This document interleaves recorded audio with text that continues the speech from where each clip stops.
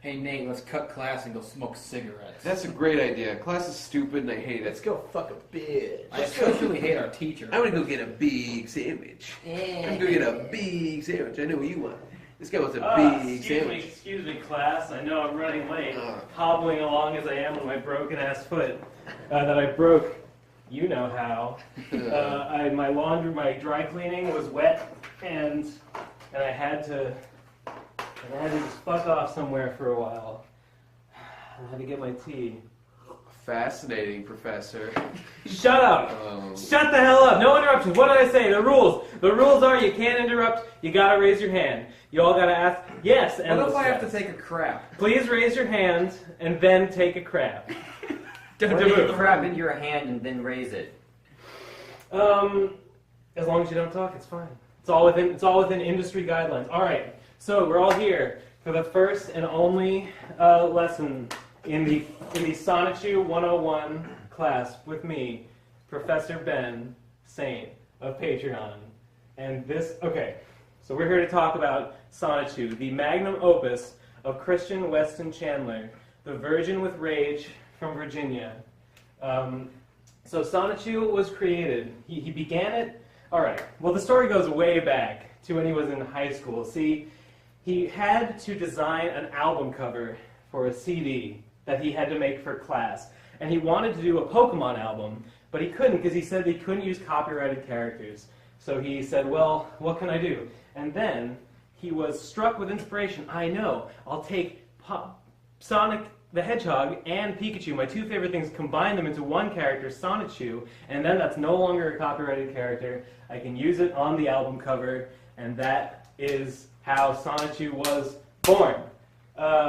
Any questions? Yes, best guy ever. Have you ever had an idea as good as that one by Christian Weston Chandler? I don't think I have. I wish every day. Yes, hypocrite. Does the album exist? Yeah. I think it does, actually. I don't remember what it's called. Taboo. I was confused by that level of but I guess you explained it. Yeah. I believe that it is available somewhere on the Wikipedia. Yes. Anyway, so the Sonichu canon was begun while he was in college. He realized that he needed a girlfriend. He realized that he needed a sweetheart from the ground up, as he called it, in order to be happy, and so he needed to better himself. So in conjunction with a weekly newsletter called, I forget what it was called, but it was a Sonichu-themed newsletter he would post around his campus. And he would go around, and basically it was like a physical newsletter about everything that was happening in Christian's life, along with like the new release of Sonichu. It was like, yes, I've created Sonichu, and most of it was dedicated to saying, hi, thanks for reading. I am a virgin. I need a girlfriend. Please contact me at this number. Yes, Taboo. He created it in college, not when he was 12? He started making the comic when he was in college. He thought up the character when he was maybe like 15 or 16, I think. Was around the age. All right, so the thing about Sonichu is that the Sonichu canon comprises all of these stories, and there are some unofficial blog posts and Wikipedia entries written by Chris himself that are debatably canon.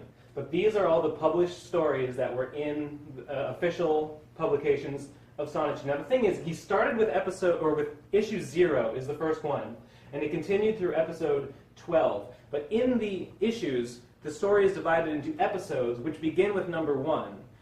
And numbered separately from the issues themselves. And also there are these things called sub-episodes that happen just sort of interspersed within amongst all the other stories. And stories got reprinted and repackaged and kind of doubled up in later episodes. So the order is kind of debatable, but this is a pretty good approximation of the chronological order of all the Sonichu stories. So I'm going to, Hippo. What's Sonichu about? Excellent question. Sonichu is about the story of, here, I'll start with episode 1, Sonichu's origin. In Sonichu's origin, Sonic the Hedgehog is fighting the perfect chaos monster, which is from one of the games. I don't know which. Adventure. He's fighting the talking out of the class! Splash! So Sonic... Ow! That fucking hurt you, dick! So Sonic the Hedgehog, he had all the Chaos Emeralds, and he became supersonic, and he was fighting the perfect Chaos Monster, but he was thrown, from the battle by a wayward strike or something. And so he flew off into the side of town and collided with a wild Pikachu that had been just watching the chaos unfold. And the energy of the Chaos Emeralds caused a new evolution in the Sonichu evolutionary line. Yes? This already makes 5 times more sense than I thought it was going to. It makes sense. There is an explanation for everything, yeah. Digi. That's not a question. Raise your hands for questions. Can I take a rip on that sick vape dog? Heck yeah, bro! Yeah, that's the kind of question I can get behind. Jesse, did you have a question? Yeah, I think Colt Corona has a question. Cole Corona? I mean, he doesn't. I'm throwing my voice. Can Sonichu be what, Cole? You have to enunciate. I think he wants Sonichu to be his friend. Sonichu's not real, Cole. He's a fictional character. For fuck's sake. What? How could you lie to me? All right. So yes, it was a collision. It was a collision between these supersonic and thank God. and the Pikachu, and he evolved into Sonichu. However, that's not the end of the story, because there was in fact a rainbow of energy that emerged from the evolution. Guy knows what I'm talking about. I read ahead of the textbook. I know all this stuff. You did, didn't you? He did not call on you. Yeah, But yeah, I raised my yeah, hand, though. yeah. He addressed me I first. think He addressed someone me needs to punch specifically. him back. He addressed me. Demerit, first strike, 2 more of those and you're out of here. Teacher Okay. slut. Okay, so, God. Anyway, the rainbow arced through the sky and hit a Raichu nearby and evolved her into Rosachu, a female of the Sonichu species. And in fact, there's more to it even than that, because later on the story was retconned so that the rainbow actually extended through time and delivered Sonichu eggs, an unspecified number of Sonichu eggs, back in time. And the reason why he did it back in time is because he wanted all the characters that hatched out of the eggs to be of legal age to have sex in his comic when the comic was happening. So he had to so the Sonichu and Rosachu were both adult Pokemon when they evolved. But these eggs went 18 years in the past so that they could hatch, grow, and then have sex in the present, in the canon of the story. So it's a whole evolutionary line. Like, how many Sonichus are in the story? Like, is it just one who's the main character? There's the main character Sonichu, and aside from him, there's probably like 15 others or so. Like, there's no nobody knows exactly how many there are, but there's Sonichu, Rosachu. There's the Chaotic Combo, which is like a team of 5 elemental Sonichus that come in later. They are Wild Sonichu, Punchy Sonichu, a fighting type. They're all Pokemon, by the way. They're all Pokemon. They all have types and stuff. So and most of them are Electric type, but not all. Simonla Rosachu, who's based on Simone from Gurren Lagann, is pure ground or ground steel or something. Anyway, there's Punchy Sonichu, Wild Sonichu, Bubbles Rosachu, Angelica Rosachu, DJ Jamsta Sonichu, who is one of my personal favorites. Yeah, there's a lot. Maybe I'm sure I'll bring some up as we go through the story. Okay, so Sonichu's origin. That's what happens. They collide and he evolves. Genesis of the Love Hugs. Sonichu goes wandering through the forest hungry because he's just evolved. He doesn't know what to do with his new body. And he stumbles upon Rosachu living with her trainer and is like, I'm hungry, I'm dying, I'm a Pokemon. And so they bring him in and basically they get to love each other and kiss under a big fireworks display and become heart sweets forever. Yes? I just wanted to point out that they're consuming Brunswick stew in that comic. Is that right? That's right, Brunswick stew. Wow, I'm taking away that demerit. You're Yeah! I'm back on top, baby! Demerit! You didn't raise your hand to say that. All right, so Sonichu. Okay, so after Genesis of the Love Hogs, it somehow comes to pass that Sonichu becomes a Pokemon in the care of Christian Weston Chandler, who in the comic is the mayor of Quickville, Virginia. That's CWCville, Virginia, loosely based on Charlottesville. So in Sonichu versus Nateseer, him and Rosachu are just at the mall eating hamburgers, and Sonichu is complaining about the pickles on his hamburger because he hates pickles. And Nateseer, which you notice is Christian spelled backwards, but in the story he's just the son of Giovanni, who's kind of a dick, but he happens to have Chris's name backwards and be evil. He shows up with a Zapdos, kidnaps Rosachu, and Sonichu beats him and fights him off, and he swears revenge. So in Darkness, Speed, and Lightning is the story of how Bill the scientist, who may or may not be Bill from Pokemon Red and Blue, he has a sample of Sonichu's DNA, but spills an accidental dose of cherry cola into the mix and clones him, and the result is Black Sonichu, or Blatchu, or Blake, as he was later known. Yes? How long are these chapters? Like, They vary. They get longer as they go on. Probably maybe 15 to 20 pages, give or take. Some of them are really short. Like, what's the one? I think the shortest one is, there's one called Witch Confront, but I can't find it right now. Here it is, the sub-episode. Witch Confront is like 2 pages long. Where was I? Informal Meeting. Okay, I just looked this up. Informal Meeting is where the real Sonic meets Sonichu, and they cross over formally. And Sonic and him, they meet and they fight to do something. I don't know. I think it's Slaw Wheel. I think Slaw Wheel kidnaps Chris's hippo. How does... I thought Sonic collided with Pikachu to make Sonichu. How is Sonic also still around? Well, they didn't merge. He just like whacked into him, and the energy of the Chaos Emeralds sort of suffused so it's a Pikachu that evolved into a Sonic. Yeah, he suffused the Pikachu and caused the evolution. Was that what you were going to ask too? Yeah. Sonic is still an entity. And anyway, an informal meeting, they meet up and they fight, and I forget what happens. But You mentioned Slaw Wheel, but I forget who Slaw Wheel is. did I say Slaw Wheel? You did. Okay, Slaw Wheel is kind of a recurring villain. Her original name was Mary Lee Walsh because she was just named after the Dean of Corrections at his school, Piedmont, Virginia Community College, which is where he was going to school when he started posting those flyers. All right, so Mary Lee Walsh, a.k.a. Slaw Wheel. I'll get into the name change later because it's important. Mary Lee Walsh, he was posting his flyers and stuff, and but more importantly, he was doing this thing called, he was on his love quest, as he called it, whereas he would hold a attraction sign, which was just a sign that he would sit with saying, like, I am a single man of this age, looking for a woman of such and such age. You must meet these requirements. You must be, this attractive and this wealthy and da-da-da-da. And please come and talk to me because I'm autistic and I can't, and I'm not good at talking to people. So please just come up and talk to me. Thank you very much for your reading.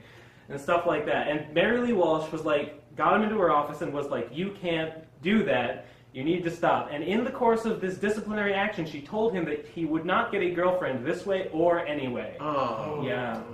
And anyway, this was a devastating blow to Chris's heart level, which over the course of the comic, the heart level is explicitly shown to like raise and lower and shatter down to 0 at certain points. Yes. So has all this information about CWC's life been revealed, like explained by him, or is a lot of it was revealed by him.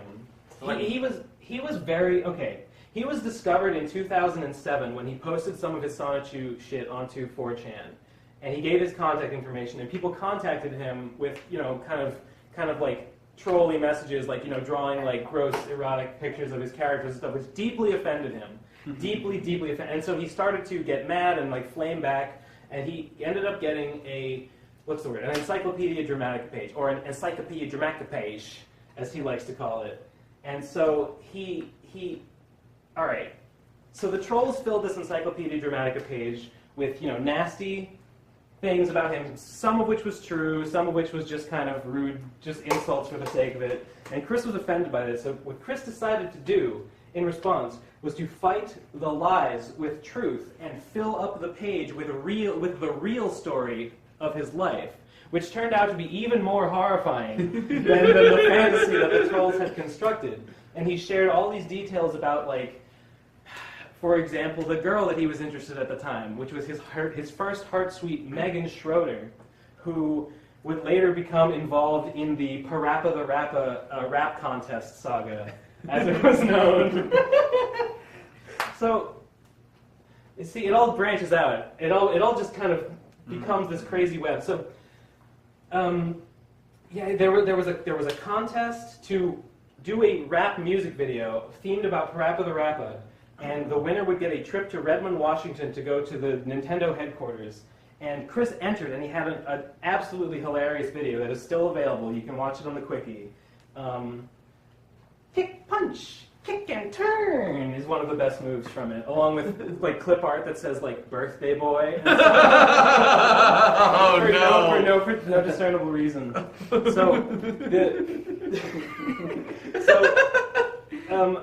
so he entered this video, and just because there were very few entries, he became a finalist. And so he tried really hard to post on social media and push this thing and try to win the contest, but of course he didn't because it was totally inept and a totally amateur effort, and it was just awful, and it was never going to win. But he blamed the guy who won. The guy who did win the competition, he held a grudge against for a long time because he blamed him that he was still a virgin, because he thought that if he had won the trip, he could have brought Megan with him on the trip to Redmond, and they could have advanced their relationship. Hey, settle down, you two.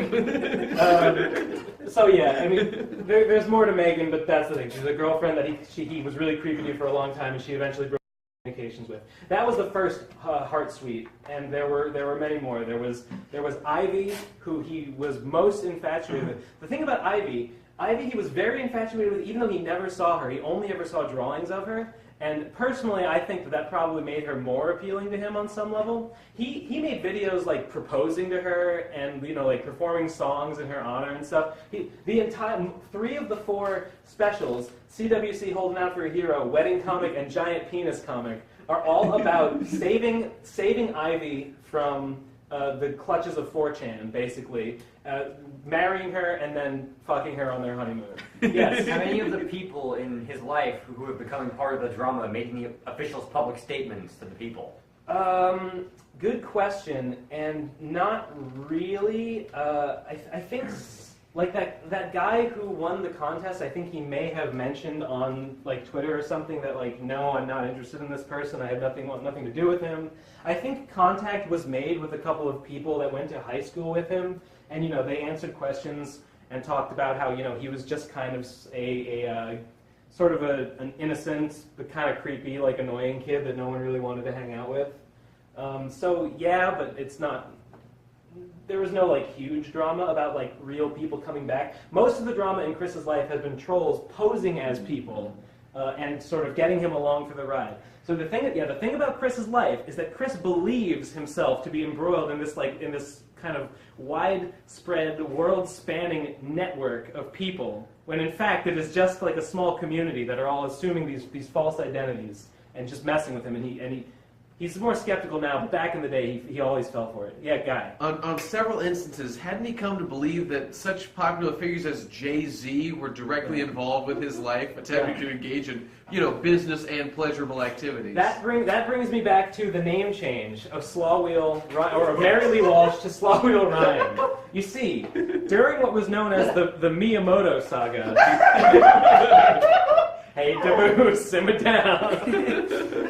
During what was known as the Miyamoto saga, Chris believed himself to be in contact with the Shigeru Miyamoto, who was offering him a deal on Sonichu to try and make it into a game. And Chris thought he was communicating with Reggie Fils-Aime, I don't know how to say it, and he thought that Jay-Z was Nintendo's lawyer. And he communicated with Jay-Z, and that's it. There's one incredible email where Reggie is like, Reggie Fils-Aime, the guy from Nintendo. He's the guy. It's Reggie Fils-Aime. Reggie Fils-Aime. Okay. So Reggie Fils-Aime says like, Chris, you're an artist and stuff, but this is all in character, but I don't like the way, you comport yourself and you don't talk professionally, and I don't like your attitude in these emails we've been having. And Chris comes back with like, well, you know what? I bet you smoke and drink, don't you? Don't you know that smoking and drinking are poison and bad for you, and only bad people do them? And after which I think Reggie was just like, I'm done. Reggie. Anyway, the name change. Yeah, Chris was talking to Shigeru Miyamoto, and Shigeru Miyamoto said, listen, Chris, we love your story, we want to make a game out of it, but it's got all these real people in the story, like Mary Lee Walsh, and a couple more whose names escape me at the moment, but anyway, so he went back and retooled a bunch of his names and changed a bunch of names of characters into like weird sort of pseudo anagrams of their original names. So Mary Lee Walsh became Slawwheel the Witch or Slawwheel Ryan. Terrible change. I wish it was the old way. Yes. Were there any details proposed to CWC about what kind of game this is going to be? Good question. And the thing about that is that Chris has always dreamed of having a video game made, but he's always been extremely non-specific and doesn't even seem to really care much about what kind of game it is. Like, early on, he talked... I think the only references he's ever made to Sonichu as a game would be, like, basically a Pokemon version that includes Sonichu and basically just a Sonic game, but with Sonichu as the lead character. So he just wants it to just make Sonic, but with Sonichu, or just make Pokemon, but with Sonichu. Yes. Oh, yeah. You go ahead. Would it be fair to say that the Sonichu game is Chris's Kokoro wish? You could say that if you really wanted to. Well, I don't know. He's always seemed kind of limp about it, honestly. Yeah, Jesse. What's Kokoro Wish? Best guy ever. Do you want to explain the meme? Yeah, I forget the name of the woman who created it. Do you remember? I should remember. There is a woman who is of similar lolcow on the internet. I should know because I used to post on the Spore forums with her. Right. There was Didn't a know woman. she was famous at the time. She had an extremely degenerate lifestyle where she lived in this weird hippie house with a bunch of other people and this one guy who had a job who supported all of them. Okay, she but, made comics. But all right. Yeah. The point is, she drew a comic, and she got so mad at the guy who supported all of them, she made this comic called My Kokoro Wish, in which she explained all the ways he had wronged her, and then kind of offered him a way to absolve himself by creating an entire game for her, except for art, which she would supply, and presenting it to her in apology. And then that is her Kokoro wish, that he would make amends. The takeaway line, the line Yeah. at the beginning is, do you know, Kokoro is Japanese for heart, heartfelt. Do you know what my Kokoro wish is? It is this. And then she lambasts this guy. All right, let's keep it on the subject of Christian Weston Chandler here. All right, so that's the story of the name change. So Metal Combat. In Metal Combat, Dr. Robotnik builds a metal Sonichu and they fight, and that's the story. in Antuant Prophecy. All right, so this is where the real shit. This is where the shit starts to get real. This is the first story that has, or these two stories or three stories are the first appearances of real-life friends, rivals, and girlfriends that Chris knew. So in Antuant Prophecy, Christian, Weston Chandler, and Sonichu are walking around and they find a cave, sort of a Zelda-esque cave, in which someone reveals that Christian, Weston Chandler, and Sonichu are the subject of prophecy, which basically just prophesizes the existence of Sonichu. That is basically the extent of the prophecy. But it's called the Antuant Prophecy. And in Chaos and Serenity and the Evil That Stomped Quickville, he teams up with Sarah... Okay, Sarah Hammer was her real name, but she was retconned to Sarama Rosachu. Anyway, and her like boyfriend at the time, who Chris felt a deep rivalry with. Those three sort of all get Sonichu powers and become able to transform into Sonichu. The other two quickly resign from relevance, probably when Chris lost contact with that girl. But Chris retains his Sonichu transformation powers and continues to fight throughout the series in a transformed state known as Chris Chan Sonichu, who is basically just a blue recolor of Sonichu, which basically just makes him look exactly like original Sonic. Yes, Digi? Can you explain Chris's name and why people call him Chris Chan? Well, he calls himself Chris Chan. He started that meme, but so he was born as Christopher Weston Chandler. His name, due to a shenanigan involving a singing bear at a mall. Christian's dad decided to change his name at the age of like 8. Him and his dad both decided that they wanted to change his name to Christian Weston Chandler. And ever since then, he's been weirdly invested in his name. He uses his initials for everything, like Quickville. Yes. Please elaborate on the bear incident. Okay. Yeah. So the bear incident is he was at the mall and there was like a singing troupe of bears, right? It was like the conductor of the singing troupe was dressed up as a bear, and Chris talked to the bear, and the bear misheard Chris's name as Christian, even though he said Christopher. And his dad took this as like a sign from God that he had named him wrong. He said that he had wanted to name him Christian, but had chickened out and named him Christopher instead. So they went back and they changed the name. Yes. So is the autism Legally. like genetic? Is it like in the genes of the? None of his other family members are known to have autism. In fact, some of his like half siblings are pretty successful and cool dudes. Yes. I just wanted to say that I really liked how when I was reading the textbook, it was specifically noted that Chris went on repeatedly to thank God, Jesus, and the bear. I was gonna say that. Yeah. Okay. When Chris talks about his name, he will sometimes make reference to God, Jesus, and the bear because he believes that the bear was like sort of.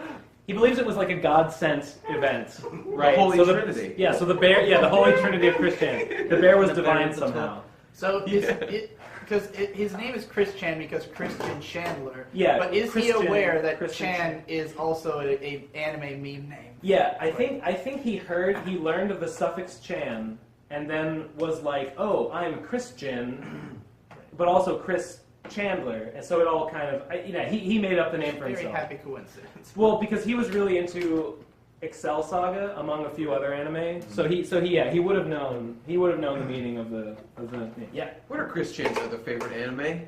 Oh man, I know he likes Sailor Moon. He did like Sailor Moon. He liked Excel Saga. Oh god. He's actually not that into anime. Alright, rolling. Okay.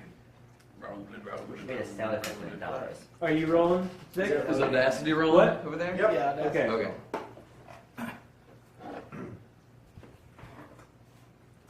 All right, we're back from recess. I hope you all enjoyed whatever it is you do. And so I want to take a step back here because I feel like, Jesse. Are you going to get in trouble for giving us all beers? Yep. Don't think tell we your need parents. I think we need beers. Never tell your Beers. parents. All right. I need you.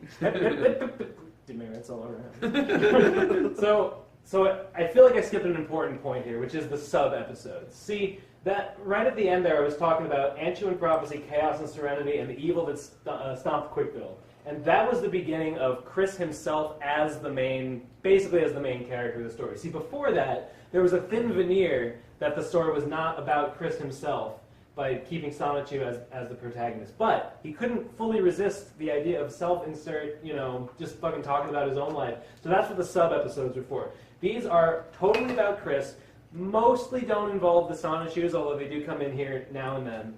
And they are for the most part, fictionalized retellings of events from his real life. Most of them involve him loitering in a public place, being ejected by security. Only in this version, he summons the power of Sonichu and destroys the mall cops or whatever that are threat.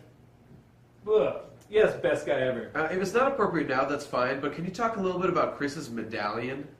Oh my fucking god. I forgot about the medallion. Yeah, well, now that you mention it, I don't exactly know when that started, because I don't think he wore it in high school. I think he started wearing it when he was making the comic. Anyway, yeah, he has a clay medallion in the shape of Sonichu that he wore everywhere for years and years. And in all his public appearances and all his YouTube videos. And in the comic, it is ostensibly the source of his powers, but not really, because that was sort of retconned later. Yes, Guy? Can I say the meme? Go on. Crayola model magic. Crayola model magic. That's what it was made of. Yes, dude. Public appearances? I mean, YouTube videos, mostly. That is basically how he communicated with everyone throughout this entire period. So let me just go through these sub-episodes real quick. So in Jerkoptastrophe, because it was not spelled correctly. I think it's supposed to be catastrophe, but it was consistently spelled this way. Basically, he goes to the mall and meets mall cops, or jerk cops, as he calls them, who are later revealed to be brainwashed minions of Slawwheel Ryan. Anyway, they try to kick him out of the mall. One of them transforms into a robot, and he fights them off. In The Rise and Fall of My Heart, he's again at the mall, looking for love with his attraction sign. And some girl comes up to him. Yeah, remember that? A girl, Hannah, comes up to him and says, "I like you, I'll go on a date with you." And he says, "Yes, my love quest is finally over!" And has a big, full-page spread of him posing in triumph. But then, he goes to meet her on the date. Yes, Guy? And his heart meter was in full swing. I'm getting to it. Okay. One more out of you, and... Right. Anyway, yes. And his heart meter 100%. Yeah, Jesse. Are you gonna get in trouble for threatening to shoot us? So, anyway, she comes to the date and is like, actually, I was just kidding. It was just a prank, bro. And he goes, no! In the middle of the mall, which actually happened. Got him banned from the mall. But then the chapter ends with him writing like a sad letter to Hannah, like, I thought you had really cheered me up and made my life, but in fact, you only shattered my heart level down to even lower. Shattered it all. Yeah, I know. They shattered it all the way down to 0%. How could you do this to me? And by the way, in both this story and the previous one, the characters are just like lambasted as just truly evil people. These real live people that are just doing their jobs, or just maybe messing a little bit with a harmless idiot. They're cast as like it's portrayed as though like hurting my feelings is the worst crime a person can commit. There is nothing like how could anyone hurt my feelings? This is like a consistent theme, especially in the early work.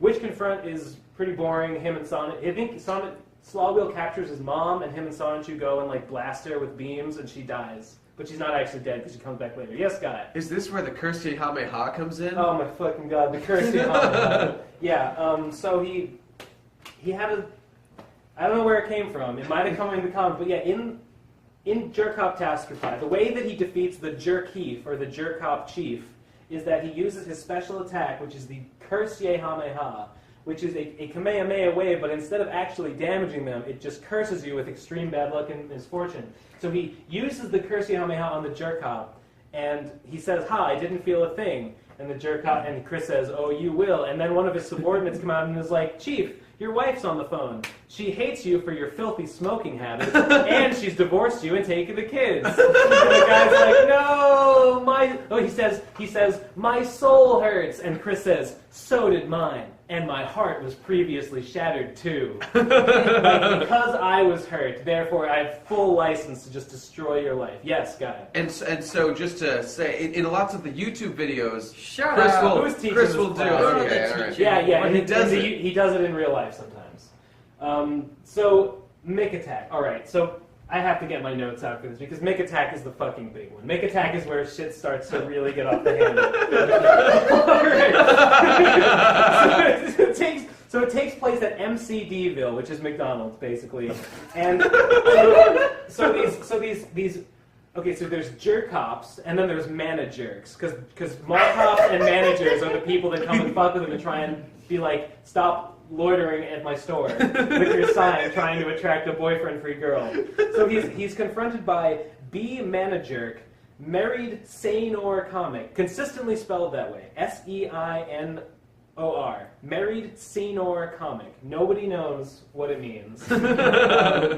W and WM Manajerk. These three Manajerks accost him together, and he uses his medallion, right? Like, he uses his Sonichu powers, because as the creator of all the Sonichus in comic, he has the power of every Sonichu that he's created. So I think in this particular instance, he summons the power of Angelica Rosachu, who is flying type, and uses Whirlwind to just blows them away. But then they come back, and then one of the other Sonichus, Darkbind Sonichu, who is a cross between Sonic the Hedgehog, Pikachu, because he's a Pikachu, Link from Zelda, and Darkwing Duck. Those are the four inspirations that come together to create Darkbind Sonichu. And Darkbind Sonichu is on he's on a quest to like revive his petrified girlfriend from like some foreign land, and to do it he needs to collect the 7 Sonichu balls, which are basically the Dragon Balls, because when you get them together you become ultimately powerful and can do anything. But later he comes into conflict with that because the other Sonichus want to collect the Sonichu balls for their own purposes. But that's here. So so that's Make Attack. Backyard Safari is he goes to the mall, and again he's accosted by jerk-cops, but this time he portrays it as like a nature documentary. Like, these are the jerk-cops in their native habitat. Here's how stupid they are, with a little diagram. Like, here's their stupid genitals that you should always aim for when you are fighting them because they're weak there. So he ends that one by he collects them all, and he picks up the Jerkeef and bowls them all in a big thing. And then an off-target. Off-target's the other big one. All right. So in off-target is the... Oh, wait. I'm sorry. In Make Attack, there's an important detail in Make Attack. The way that he finally gets out of the situation to Make Attack, even after Darkbind shows up, Darkbind's not enough. He has... Okay, so the ancient spirit of his Cherokee ancestor appears to him in a vision, right? So Christian is like 1/16th Cherokee. Yeah. He believes that he has like 1/16th Cherokee heritage, and he thinks that he has inherited some kind of like ancient legacy, and that's the Anshuan prophecy is a part of this Cherokean. That's how he says it. He doesn't say Cherokee; he says Cherokean legacy. And so it's the ancient leader of the Cherokean clan appears to him and tells him like, you've got to like look deep in your heart, Chris. Think about all the friends you've made on your love quest, both online, both in real life and on Facebook.com, and just use that power of friendship. And he digs deep into his heart and he summons his female doppelganger, Crystal Weston Chandler, and the two of them transform into Sonichu forms and combine and use a joint attack and defeat him. Crystal Weston Chandler becomes important later. Interesting thing about the ancient leader of the Cherokean clan, even though he is ostensibly Native American, he dresses in like a golden, like Roman gladiator style thing. Like he's no relation at all to the actual Cherokee tribes of the real world. And then in off-target, in off-target, an evil Super Sentai named Baggett arrives, transforms. He's like a super jerk-op, and kidnaps Chris. And then Crystal comes back and saves him, basically. So Crystal is his stalwart ally from here on out. So what's the release schedule of the sub-episodes relative to the main episodes? The sub-episodes would mostly come out... There would usually be like one amidst like 3 regular stories in an issue, but then Sonichu issue 4 is just like a bunch of reprinted sub-episodes along with a couple new ones. So how much publishing time has taken place since the beginning? Okay, the first Sonichu issue 0 was released in 2004, and I think issue 10 was released in like 2010. So they would come out like they would come out faster early on, and then more and more spaced apart as it went on. But I think he did about 10 issues in maybe 6 years. So he would get one out every like 1 or 2 out a year on average, which would not be bad if like his art was professional, but like if you have not actually seen what a Sonichu comic looks like, there's no excuse for it to take that long. Yes. All right. So that's the sub episode. So after this part where he basically made himself the main character of the actual. We're running out of space on this memory card, so. Oh, good. I want to stop this before. Lunch. Take a break. Sounds like a fucking bomb about to go. Yeah, it does every time. All right. Totally. We're all set. Now with vape and Android. Shut up. Class is in session. Oh. All right. So as I was saying, so this point where Chris once again becomes the protagonist of this, or basically supplants Sonichu as the protagonist of the series, marks the end of the sub-episodes, because there was no longer any need for that outlet of him as character. Davu, did you have a question? I was thinking I might have to sneeze, but no. Don't have to raise your hand to sneeze. Oh, I mean, you can if you want to. I appreciate the gesture. All right, so here we go. Sonichu babies, right? Sonichu babies is where you get into the time travel thing about how the extra eggs were spat out of the rainbow, and it went back in time and grew up in all these various circumstances into the chaotic combo, which is the team of grass-type Wild Sonichu, fighting-type Punchy Sonichu, flying-type Angelica Rosachu, water-type Bubbles Rosachu, and did I already say psychic-type Magi-chan? Mm-hmm. Magi-chan, which is a pun on magician, apparently. Magi-chan was actually raised telepathically by Mewtwo. He lived in a cave. He lived in a cave just like meditating. Actually, all right. So the thing about Magi-chan is that he is by far the most powerful character in Sonichu. Magi-chan can do he knows everything all the time. He can do basically anything. And yet, no one takes him seriously or listens to him at all. And in fact, his initial introduction has him meditating as a Sonichu baby, which is called a Sani, is the baby form, or a Rosie, a Sani or Rosie. And he's meditating as a Sani, and then he farts, breaks his own concentration, and that evolves him into... Yeah. That is the origin of the most powerful, wisest guy. Just to give you a sense of how powerful Magic-Chan is later on in the series, Chris, I don't think this is in the comic, or it might have been actually. Magic-Chan is said to be continually monitoring every home of every person in Quickville, Virginia, to make sure that no homosexual activity is happening. A real American! Yeah, a real American. Fights for the right of every man to not be gay. Gosh. Anyway, so the Sonichu babies is the origin stories of these other 5, and they're mostly that's fine and all. Moving on. When hedgehogs meet, they all get together when Black Sonichu, aka Blatchu, aka Blake, steals the Sunstone, or like the perfect sun. There's some like stone artifact guarded by Flame the Sunbird, who is just Kazooie from Banjo-Kazooie. and not a Pokemon. Specifically said, not a Pokemon. I don't know what it is, but it is not a Pokemon. Even though it later in that issue uses Drill Peck. It specifically does. So fuck that, right? It doesn't make any sense. So, anyway. The one thing that doesn't add up. That's right. Endless wonder. Fucking demerit, because you didn't raise your hand. So, hedgehogs meet, Black Sonichu steals the Sunstone, and they all gotta get it. They all get together and get it back, and they meet Sonichu, and they all become best friends. Best Friends Cherokee Wedding is the return of Sarama Rosachu, and she's marrying someone Chris doesn't know. So he chose to represent the groom in the wedding as Jax Knight from Yu-Gi-Oh. It's a Yu-Gi-Oh card. Wes Isley is the name of the bad guy from this section here. He's the boyfriend he was jealous of. Wes Isley Sonichu shows up at that wedding and kidnaps her, and Chris fights him.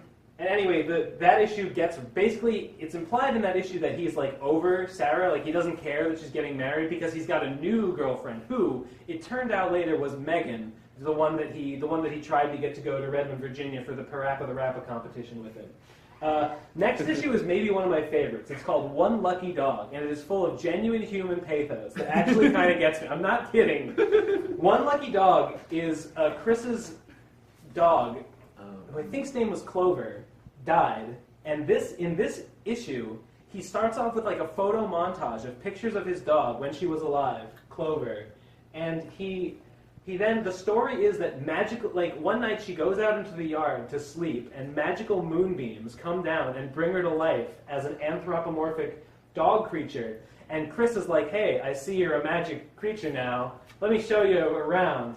And he takes her to, and this is when it is established that he actually has a portal to Quickville in his closet behind a DDR mat that he keeps up against his wall.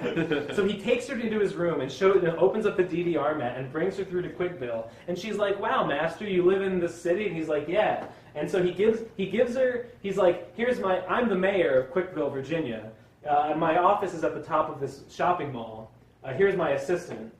I forget the assistant's name. But he gives her, he's like, here's a cell phone and my credit card. You can buy anything you want. You can live happily here in Quickville. And from then on, Patty Chan. Patty was the name of the dog. So from then on, Patty Chan is sort of like a side character who shows up once or twice later on to save the day. It's really sweet, and I really like it. So it's Yep. Yes, Davoo. half a chapter. Sorry? 12.5. Well, it's just because it's called 12.5 because it was inserted at the last minute after the issue was actually released. I think it was sort of just jammed in there, because it's sort of a side story. Yes. Sorry for the bad timing. I was totally thrown off by the poster falling. Solved. All right. Shattered Hearts and Entrapment. Once again, the stakes are raised, and shit starts to get really real. All right, so in Shattered Hearts and Entrapment, Slawwheel Ryan stages an actual fucking attack on Quickville. I think she gets together all the villains from the previous chapters, which I may have said this, but he went to Piedmont, Virginia Community College, PVCC. In the comic, the PVCC stands for the Private Villa of Corrupted Citizens, which is the league of all the evil people, all the managers and jerk-ops and stuff that have fucked with him over the years, and along with this Dean of Discipline, Mary Lee Walsh, that, fucked him harder than anyone ever had. so Shattered Hearts and Entrapment, they all get together and stage like a big attack on the city. I think they have like a golem or something. The end result of the attack is that Crystal Weston Chandler becomes locked in something called the Dark Mirror Hole. Like she gets pulled into this like dark portal called the Dark Mirror, and Chris is trying to like pull her out, like no, but he kind of partially dips in before he has to let her go and come back. But his medallion is immersed in the darkness of the Dark Mirror Hole, and as a result, Nate Cirque from back fucking here, right? Nate Cirque. He, like, a dark version of the medallion is, like, generated on him. And he awakens to his true self as, not just Nate Cirque, but Reldnak Natsu Nate Cirque, which is Christian Weston Chandler backwards. And so he, like, fully comes into his own as the dark opposite of Chris Chan. And the thing about Reldnak Natsu Nate Cirque is that he is basically just Chris but gay.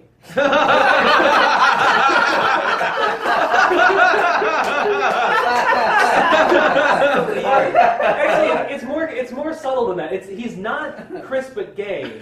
He's Chris, but he's given in to his game. Like, he never comes right out and says, like, I'm gay, I want to be gay, but you are actually gay. But it's, like, strongly implied that it's like, Chris has urges that Nate Cirque has given into, and that's what separates the two in his eyes. So that's the ultimate, well, not the ultimate villain, but one of the main villains of the series is just gay Chris. We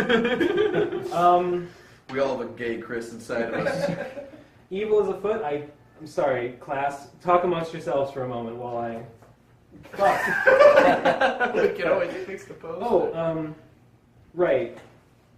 In Evil is afoot, Reldnak Natsu Nate Cirque comes and makes his presence known, and the two of them have a battle. And it is revealed that the 7 Sonichu balls, they have to get the 7 Sonichu balls, and the reason they need them is to free Crystal Weston Chandler from the Dark Mirror Hole. That's what they need the balls for. But also in this chapter, it's another story from Chris's childhood that is revealed. You see, as in high school, he was the basketball team water boy. And then one day after practice, he was like at his locker and he was hit in the back of the head with a basketball. And at that moment of impact, his first original character ever appeared to him in his mind. And that character was Bionic the Hedgehog, brother of Sonic the Hedgehog. He's not like a robot or anything. He's not called Bionic because he's like a bionic man. He's called Bionic because he plays basketball. And basketball starts with a B. So he's just orange Sonic the Hedgehog, but he plays basketball. And that's Bionic. So that happens in this chapter too. All right. Anyway, the reason all that's relevant is because Chris realizes that one of the Sonichu balls is back in time. It was like created at the moment of conception of Bionic Hedgehog. So he has to get Magi-Chan to create a fucking time orb that he can travel back in time with. It's actually like a magical hamster ball that they have to like run in. And like the rolling action of it is what moves them through time. And they have to go back to his youth and get the ball and get out. Oh, by the way, Darkbind Sonichu, the Darkwing Duck guy, he actually had 2 of the balls already because he was collecting them to try and free his petrified lover. So in Time Hogs, they go back in time and they do that. And the thing about Time Hogs is that at the end of Time Hogs, Chris was, by this point, he was getting a little bit notorious, and people were talking about him on forums and stuff. And Chris was aware that people were criticizing him for being too much of a self-insert character and being basically the supplanted protagonist of the story that was ostensibly about Sonichu. So at the end of Time Hogs, what has happened is there's an accident with the time orb, and he accidentally falls out of it into the time void. And they lose him. And they're like, where's Chris? And Magi-Chan says that like he's lost in time. He's just gonna have to like fly through time for a while, and he'll just come out whenever he comes out. There's nothing we can do. So Chris is out of the story for a while at that point. And while he's in the void, he's sort of like seeing visions, and there's like snippets of Chris's life that are like floating through him because a lot of time passed while he's writing the story. So he sort of uses this time in the time void to sort of like mentally catch his character up to his real world self. events sort of transpire in like a time compressed flash in front of him. Yeah, Digi. So at what point in this releasing did like the interest in the story go from people reading a really stupid comic to people viewing it as a vehicle for viewing his life? Like, when did that become the matter of intrigue, that it was like a window into his life? Well, the original hub for Chris Chan knowledge was his Encyclopedia Dramatica page, but there was sort of like an ideological divide wherein like some people were just interesting in Chris as like a lol cow and a vessel for abuse. They just wanted to like abuse him and hurt him. And other people were weirdly fascinated by Chris and wanted to, kind of just document for the sake of documentation. And those people split off and formed the Quickie, which is that's not entirely accurate because there is a lot of sort of just stupid abuse in the wording of the Quickie that I don't appreciate, but it's all like a relic from when it was formed by the Encyclopedia Dramatica people. But yeah, it's I don't know, maybe like a year or two after he was discovered in 2007, somewhere around there. Probably 2008 or so, I would say. Yeah, best guy. Which one are you, Professor Ben? I am a documenter. I follow the prime directive, like no interfering with the development of a developing civilization. Yeah. That's how I feel about Chris Chan. He's more interesting to observe than to actually like try and fuck with.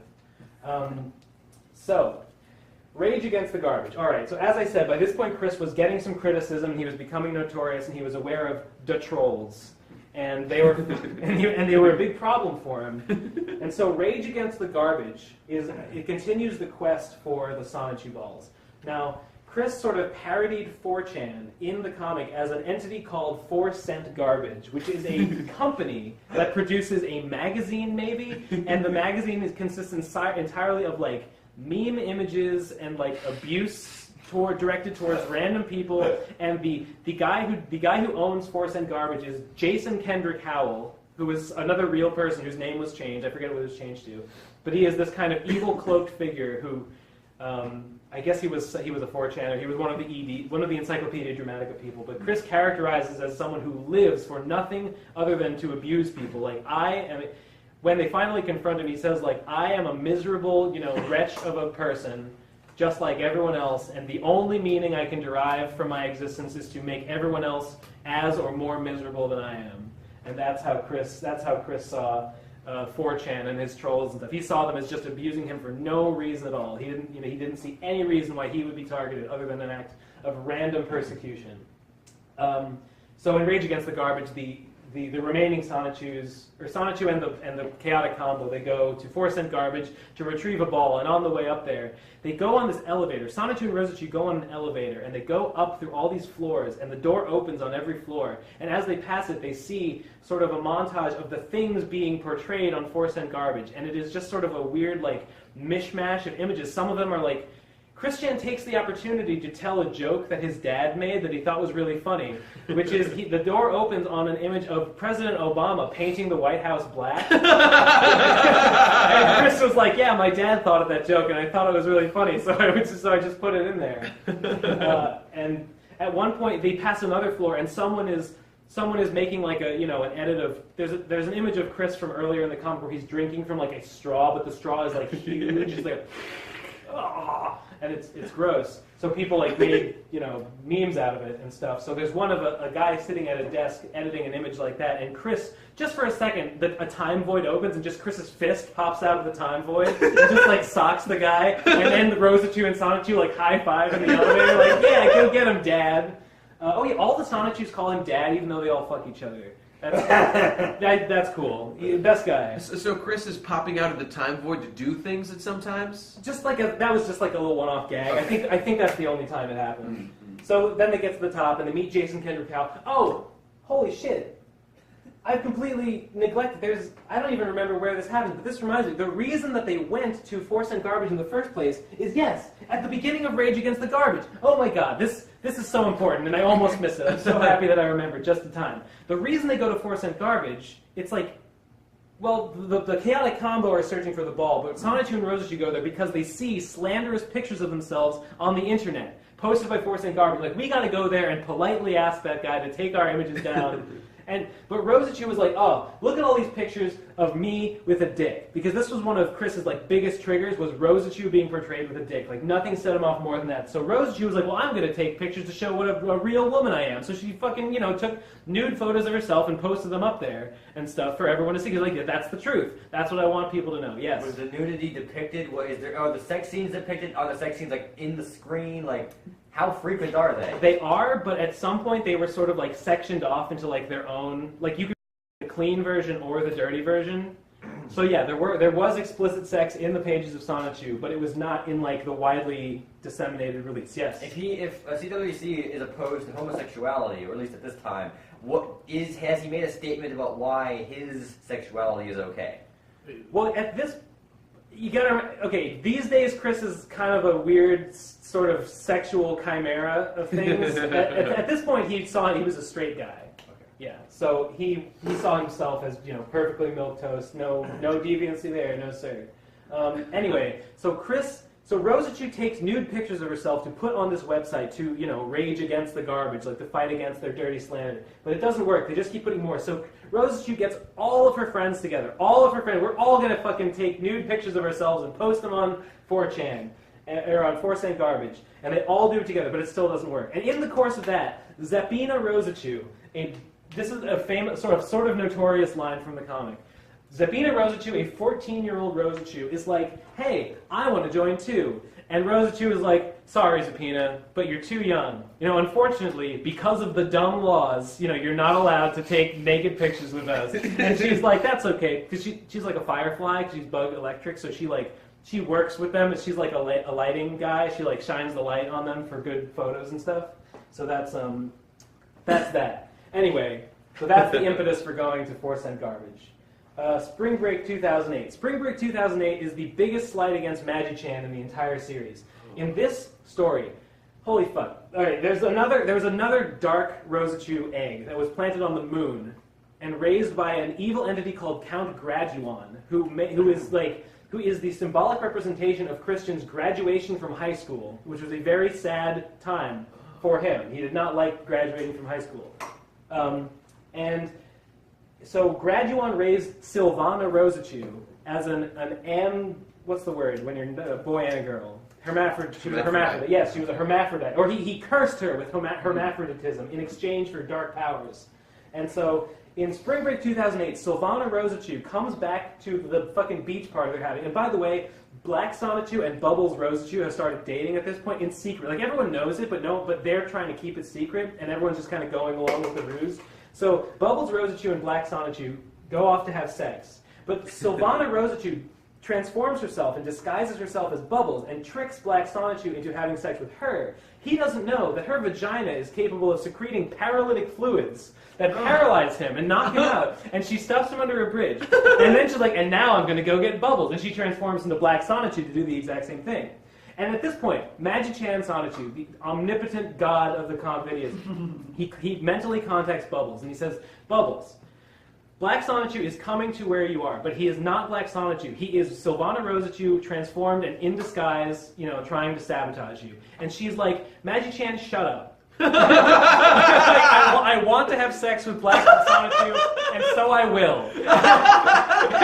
Even though he's laid out in no uncertain terms what the ruse was. She just completely ignores it, does it anyway. The same thing happens. She gets paralyzed and knocked out. And then I think Chris comes in and beats her or something. Later on, Silvana transforms into Meg from Family Guy, and Chris Chan makes out with her. Chris really liked Meg from Family Guy, and so she tries to seduce him by becoming Meg, and he makes out with her, but then I forget it. It never went anywhere. Next issue. Yes, best guy. Oh, I don't know if you resolved their trip up to the top of the 4cent garbage building. I don't know if we talked about how that ended. Jason Kendrick Howell is the guy in charge of it on the top, and he is...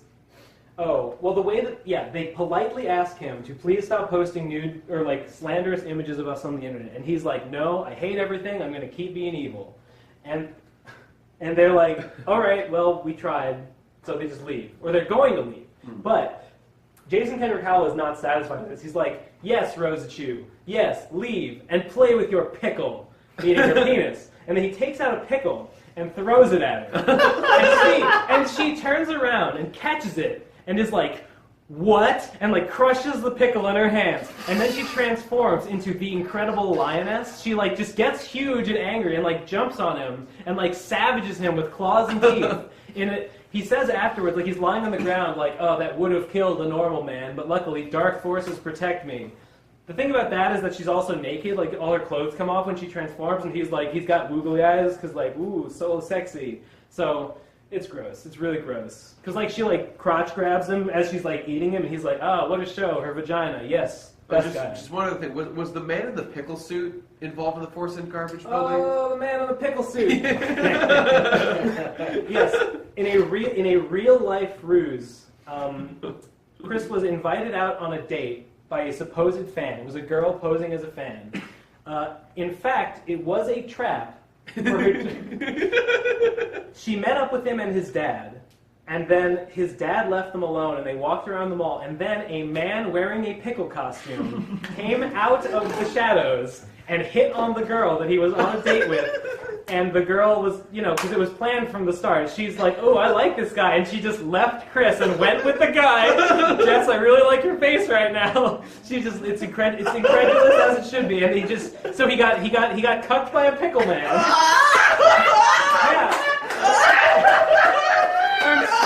I'm so glad you reminded me about how the man in the pickle suit tricked me again. For a while after that, he would make mention of a man in a pickle suit. And it took a while for it to come to light what exactly he was talking about. But when it did, best guy. It's just because not only Sonichu, but Chris always hated pickles too, right? Okay. In Sonichu versus Nate's, he specifically says, I hate pickles, as he's eating a hamburger. Everybody hates pickles, because Chris himself deeply hates pickles.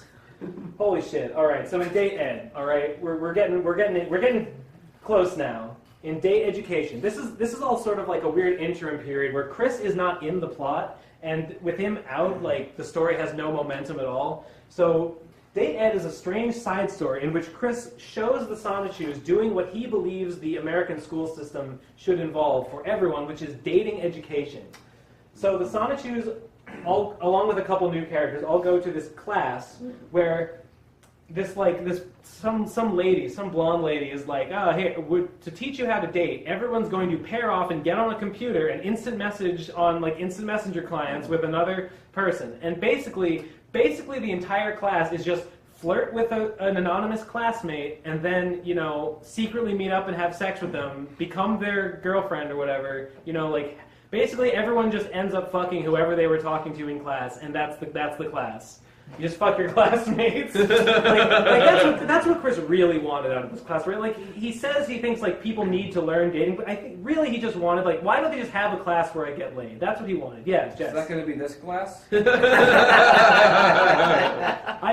I hope not, because the teacher of that class met an unfortunate end. Oh. At the end of that chapter, for no reason at all, there's a similar but not quite the same teacher at the end who's just like, hi everyone, your original teacher was killed in a tragic car accident, so I'm here to give the test. Here you go.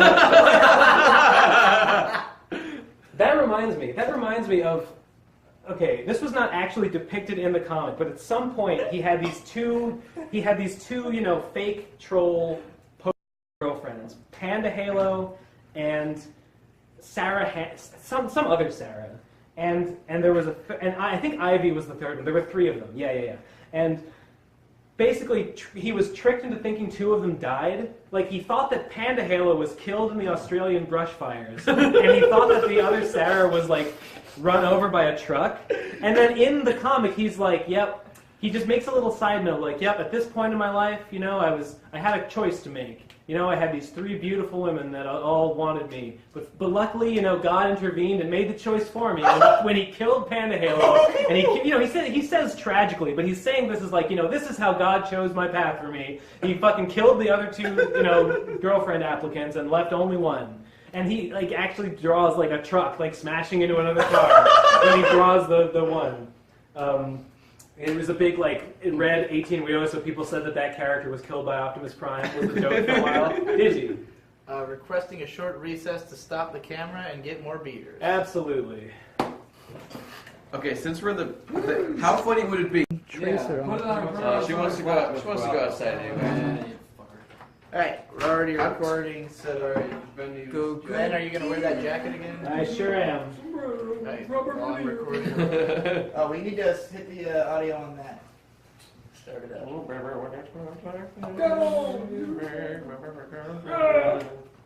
God, there's so much shit. I can never cover everything. This is an introduction. Up. I look really quiet. Well, You've been that way. You've been fine. I'm going to compress the audio. You were on Datehead, I think. Yeah. I think I had basically just gotten to the end of Day Dead because I don't think anything really happened. Yeah.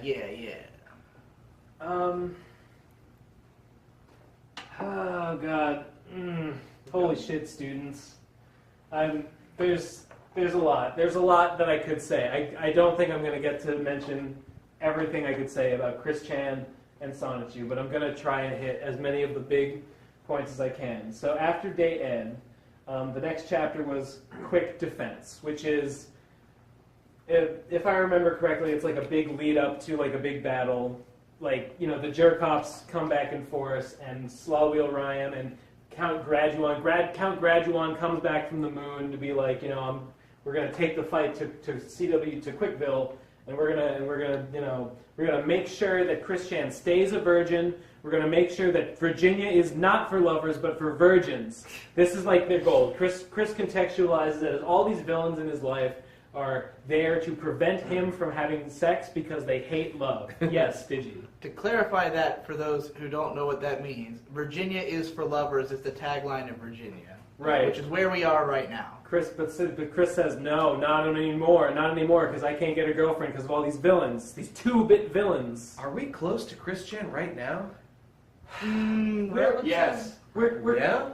We are about 3 or 4 hours away. Oh, like, are we physically close to him? Physically, yeah. Yeah, not that far. Cool. All right. So, I kind of forget quick. Oh, yeah. So do you mean, like, is Chris Chan within us? Is he close to our hearts? Well, certainly. Definitely. All right. So I kind of forget the details of CWC Defense, whatever. The point is, in Director Amenities. Director Amenities is when Chris Chan leaves the Time Void and comes back. And he comes back with a fucking vengeance. All right? Because, like, way back when he exiled himself into the Time Void, he did so because people were criticizing him and saying, oh, you're too much in the story, da-da-da-da. But the trolling only got worse as it went on, right? Like, okay, there was a whole thing where a guy pretended to be this English dude named Jimmy Hill. He pretended to be selling bootleg Sonichu merchandise.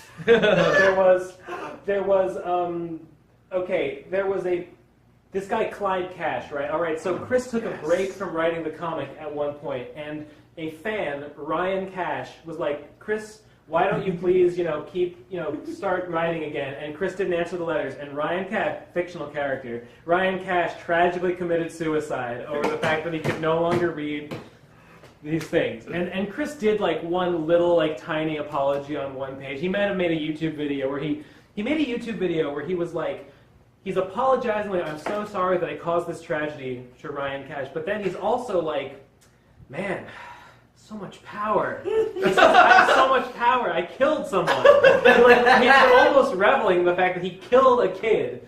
And this is all to appease. This is only because Clyde Cash had risen up to avenge his brother. And he was like, Chris, you're a monster. You did this to my brother.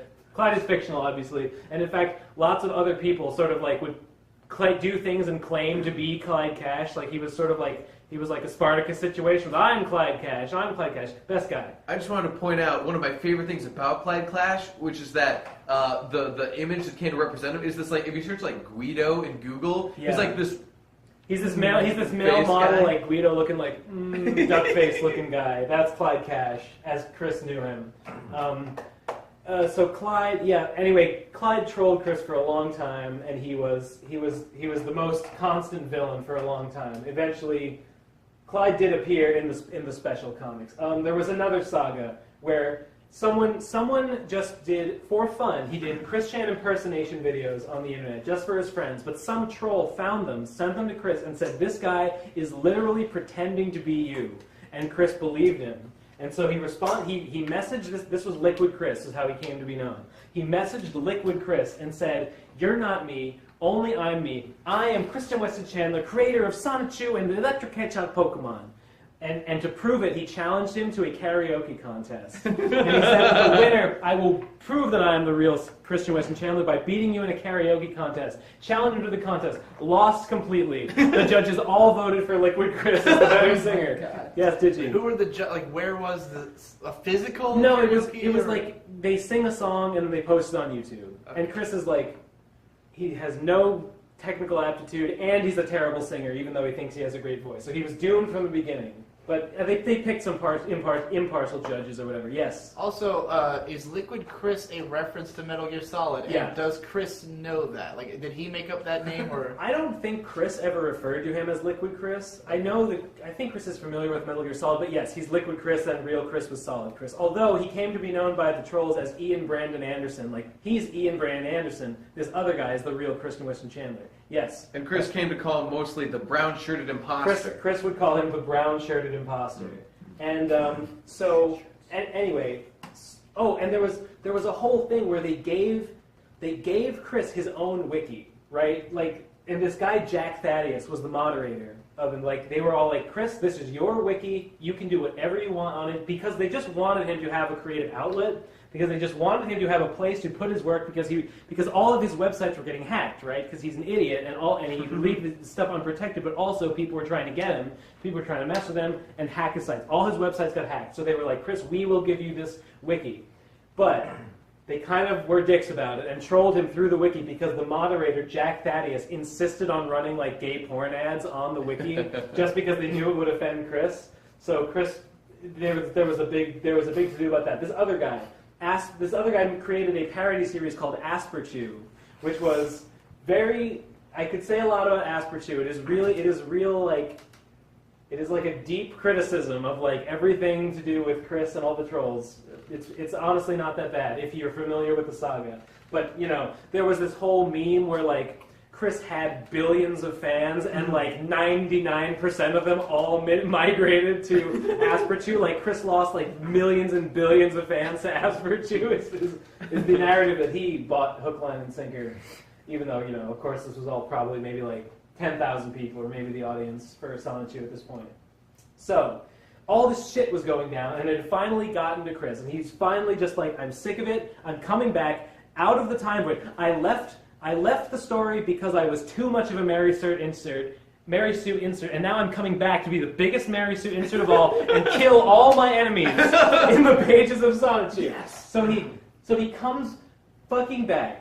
He comes to Was the term Mary Sue or any other alternative used actually? Like, was it explicitly in the comic? said? I don't know. I'm an overpowered guy. Like, I don't know if he ever said it, but I think he knew, he understood the complaint against him. But so he comes back and they got the Sonichu balls. Like, while he's been gone, they'd gather the Sonichu balls. They'd give it to him, and he becomes Colossal Chris. Is the name for his final form, even though it's not any bigger than his regular form. It's just like him, but with like some blue fur on his arms. So he comes back, and he takes all the characters from Asperchew that are supposedly his characters but parodied. He takes the parody versions of his characters from Asperchew, draws them into his own story, and then has his Sonichu like mind control them and like cure them of their autism is what he does for them. He thinks that the parody versions are his characters but with autism. So he brings them in, cures their autism, and like remakes them in his own image. Like, he remakes them as good, pure, wholesome characters, and sends them on their way. And then he goes to like the four moderators of the wiki. There was Jack Thaddeus and there were other people. He puts them on trial for like, slandering him and calling him gay and stuff. He has them tried and convicted. I mean, for basically the crime is that they called the characters gay, and then they all get sentenced to death, and then all the characters come together and they all push the like execute button together, including like a 14-year-old girl. Oh yes, the crime was that one of them blackmailed him into killing Simone La Rosichu, the one that was based on Simon the Driller from Tengen Toppa Gurren Lagann. They blackmailed him and forced him to kill off the character, or they would terminate the quickie, and so he had to do it because it was kind of like a stolen idea. He'd like stolen it from a fan and never credited it properly. So he has Simone go to the toilet, and there's a Voltorb placed next to the toilet, and the Voltorb uses Explode and kills her, and that is how Simone La Rosichu dies. But so he takes the people that blackmailed him into killing Rosichu, puts them on trial for the murder of Simone La Rosichu, and then brutally executes them. Like, really gruesomely. Like, saws off all their limbs and, like, fills them full of drill holes and stuff. Like, Simone comes and avenges her mother or Simone's daughter comes and avenges her mother by, like, drilling this guy's genitals off. It is really fucked. Oh yes, Liquid Chris appears in the final battle in Director Man. Like, quick defense happens, and they all come and fight, and Liquid Chris is there, and Sonichu just handily defeats him. He just, a single Iron Tail, just defeats this imposter in brown, and all these, like, demon trolls, like, reach up from the ground to, like, drag him down. And by the way, this is the point where I have to say that I really love the Liquid Chris character in the Liquid Chris saga, so I'm personally invested in it enough that I went and personally commissioned Christian Weston Chandler to draw some original art that explains the ultimate fate of the brown-shirted imposter. Yes! This is canon as far as I'm aware. So let me just read it here for you. This is Beale. He's a devil. He appeared in the 4 Cent Garbage chapters. So, you want to know the fate of the past imposter of Christian, as the original person was known.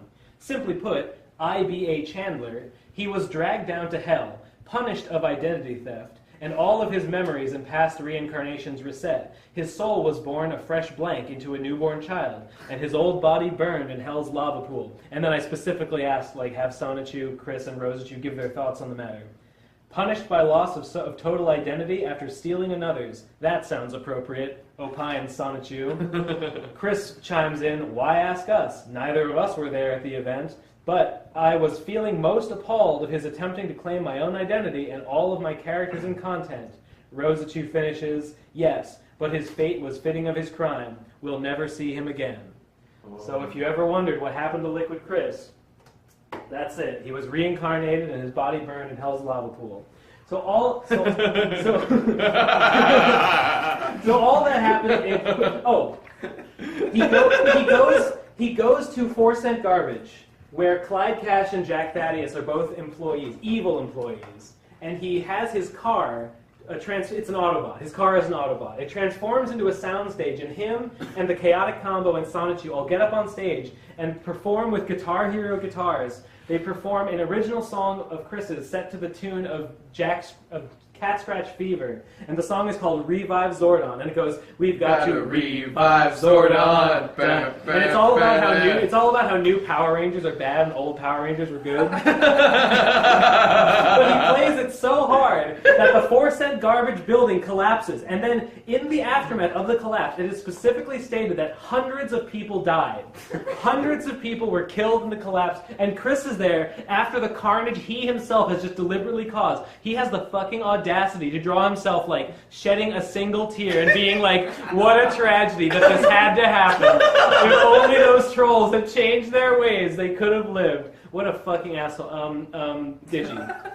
So in that comic, I noticed that Chris kind of looks like a woman. Right. Was he drawing himself that way at the time of that chapter, or is that a new thing? No, because this was commissioned much later after he had done his transition thing. So yeah, this is him, how he draws himself now. Was there an evolution of the art style and or writing style over the course of this saga? Yes. Early on, well, actually, the biggest change is that around the time of the wedding, when he marries off his other love interest in order to pursue Megan, the art style did change and became more deliberately anime-esque. Like the characters had more triangular eyes in the way that a kid would attempt to imitate. It became it started off super goofy and his character had a giant egg head, and then it became sort of anime around here, and then as it went on, the anime influence kind of drained away, but the slightly more realistic proportions to his self-character did persist. So yeah, there was an evolution. It never really, I guess it got a little bit better, ever so slightly. Guy. I was just hoping you could talk a little bit about the scene between, I believe it's Clyde Cash and Jack Thaddeus, their tragic end in the 4-cent garbage building. Yeah, the Clyde Cash and Jack Thaddeus, they both die in the collapse of the 4-cent garbage building, but they don't just die. They don't actually get killed by Chris.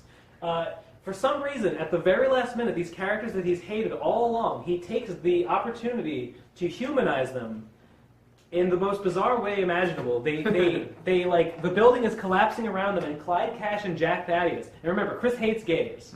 Clyde Cash and Jack Thaddeus look into each other's eyes and say, we're gonna die, shall we go out holding hands? And the other one says, like, yes, we won't die by his hand, meaning Chris. And they grab each other's hands and jump down an elevator shaft together. And that is how Clyde Cash, the biggest villain of the song, that's how they died. Wow. And I don't know why he would do that for these villain characters. But he did, and it was great. and then the building collapsed, and everything was terrible. And then he's colossal Sonic, he's colossal Chris Chan, and then there's the big final battle with Small Will Riam and Count Graduan, and Chris wins, and and then that's basically the end of Sonichu proper, because the next two entire issues, I think they were shorter, but the two entire next issues are dedicated to a Sonichu Christmas, which is an incredibly boring and stupid story about just like Sonichu and Rosachu living at home with their 3 kids, and like they just make Christmas preparations, and like the kids come over for a party, they have a Christmas party, Sonichu like shovels the driveway, and that's pretty much the extent of what happens in Sonichu. I don't think there's even any fights. It's terrible. Hippo.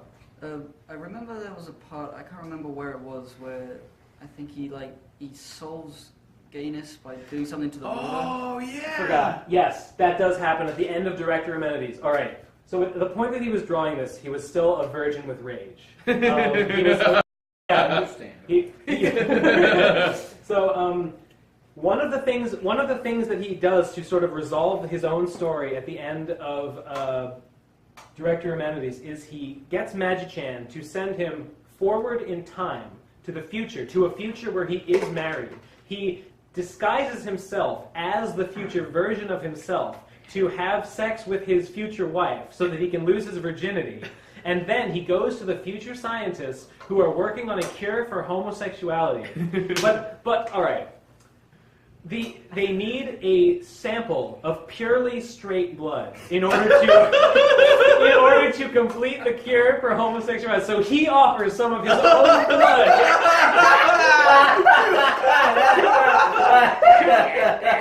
Yes, to be used in the way vaccines actually work is that you need some of the disease in order to cure it. So were they lying? Is that really how it worked? But supposedly he gives some of his purely straight blood. They create the cure for gayness and asexuality, and basically all alternate sexualities, period. And then he brings it to the past, disseminates it into the water stream, and cures homosexuality and all forms of sexual deviancy for all time. It's never a problem again. No one ever has to worry about gays or being gay by accident ever. Debut. Okay, so what's like the timeline of Director Amenities and Clip Show episodes, Sonichu Christmas? Like, when does this finally? Director Amenities, I want to say came out in 2010, and the next two came out maybe a year or two later, and then it's been radio silence since then. He claimed at one point to be working on a new series about a team of government troll busters who would be dispatched to arrest anyone who was trolling people on the internet, but that never went anywhere, unfortunately. Guy. Could you describe a little bit about what Count Graduan and what Slawheel look like? Because Graduan in particular is kind of weird. Slawheel is a gray-haired old lady with a Viking helmet. Although she was originally drawn with just the gold Viking helmet hiding all of her hair, so early drawing, fan art of her has her as a blonde, because it was her gold helmet, but actually she has long gray hair. Count Graduan is, he is a ghost trapped inside of a magic staff. And he does, in the final battle, he defeats Slowwheel Riam with God of War style lightning blades and defeats her. I don't think he kills her, but he takes Count Graduan and smashes it. And that's the end. Even though I don't think Count Graduan ever actually did anything except represent his high school graduation. which is not a thing that's ever said outright in the comic. Like the rationale behind Count Graduan is kind of mystifying, and I don't know if it's ever been definitively solved. But well, I guess that's the end. I guess we've been through all of Sonichu, except for one last thing, and that's the gun comic, which was a Sonichu special. It was about Liquid Chris, and it is about Chris going to Liquid Chris's girlfriend's house with a gun to shoot him in the kneecaps and save her from him. And that's the story of the gun comic. Does he do so? Yes. Okay. Did you? So I feel like I remember you telling me another story about either Clyde Cash or Liquid, like meeting him in real life or something. Like, wasn't there another real life incident he had other than the Pickle Man, where people like trolled him in person? Well, there was a period where he left the internet, but pictures of him would sometimes surface of him being weird in public. Like, for a while, he would go out to these like Virginia community like public parties on Wednesdays, and what he would do is, at this point in his life, he was developing sort of like a breast thing. Like, he started to like talk about his breasts as though they were women's breasts, you know. And he would wear what he called a man bra, and he would go out in public and just like proudly with his like gut hanging out and like his man bra on. But he would. There's a famous picture of him. He's standing like this with a man bra on, with the words "want woman" like drawn across it, like "I want a woman, come and talk to me." He had another scheme where he would tie like a little like "date me" or like a little like "I am," a little just like personal ad on the end of a string and like throw it out and try and literally like reel in a woman by like pulling this string. He called it the red string of fate, which was a term that he learned from Excel Saga and misinterpreted. Nate, Could you talk about the tugboat, please? Yeah, well, the monthly tugboat is what he calls his monthly stipend for disability, because he is, I guess, technically qualified to receive, government money. Not very much, but yeah, he had jobs in the past, and he drives a car. It's widely believed that he could work if he wanted to, and I think that's true. But I guess his dad pulled strings or something, and he gets like a monthly income, and he calls it his monthly tugboat because the rationale behind that is when you get a ton of money, you might say your ship has come in. But because he gets a lot of money in little bits, it's like a little ship, so it's just his monthly tugboat. That's what he called it, did you? Interesting logic. So what's the deal with the time his dad's house burned down? That was, yeah, okay. So after the Sonichu comic was over, like, things continued. Like, he had another girlfriend named Casey who had this black boyfriend named Lars who was obsessed with boats, and Lars's obsessive love with boats was meant to symbolically mirror Chris's own addiction to video games and his unwillingness to give it up to like live a happy life with Casey. It was a sort of weirdly like high concept. Are you saying in the comic? No, that was real. That was a real saga. He really had a girlfriend? No, it was a fake girlfriend, but he thought she was real. But the saga of Casey was designed to highlight his hypocrisy by contrasting him with the villain character of Lars. And they had a bunch of really great phone calls. What was the question that you asked? His dad's house burning down. Oh, yeah, anyway, he went silent for a while. He came back after like transitioning to female and just totally changing his whole identity. And yeah, his dad died, and it's been tough for him, and it's kind of not as easy to like make fun of him anymore due to like just what a wreck he is these days. But yeah, he just burned his house down. He just fucked up and like plugged a toaster or like a coffee maker somewhere, and just like a spark went off, and yes, he burned his own house down. But it was after his dad was already dead, and they had to move. They moved somewhere, I think. I don't know where they moved, but they went somewhere. Okay, so there's a couple of things about his character. So he talks about people who he's made up in real life. I've seen a video of him once, or her, with like, I think a documakra, like, I'm getting to know her. You know, Was that Julie? Was that an old video with Julie? I think this is a recent video. I don't know. He's like, yeah, I'm getting to know her. We're having a good time. I mean, I know it's all in my head, so whatever. But we're getting to know her. So he seems like he's self-aware about it. And also the whole situation with his sexual identity. I feel like we should go to the beginning on that one. Yeah, I mean, he might. I don't know what he was talking about with the documakra. He's a little more self-aware these days than he used to be. Okay, but his transition is bizarre, and it started. You could sort of see the seeds of it like a long, long time ago. Like in talking about how much he hated gays before, he would say like he hates all men. Like he hates all men, especially the gays, but he just hates all men. He only likes women. He even hates his own penis. He would say all the time, like he hates the sight of his own penis. Like he won't look at it. Like he stops himself from thinking about it. Stuff like that. But he said all that stuff in like attempts to reinforce like how much. Well, it came right back on. Oh, I think the battery's just dying, so we gotta wrap this up. Is it smart to keep going? Yeah, I mean the battery's gonna die soon, but.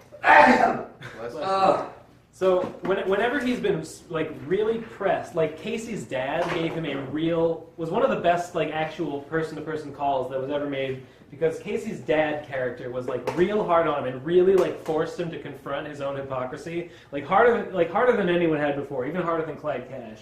And when he's pressed on the issue, it generally came out that his real relationship goals, he wanted a girlfriend.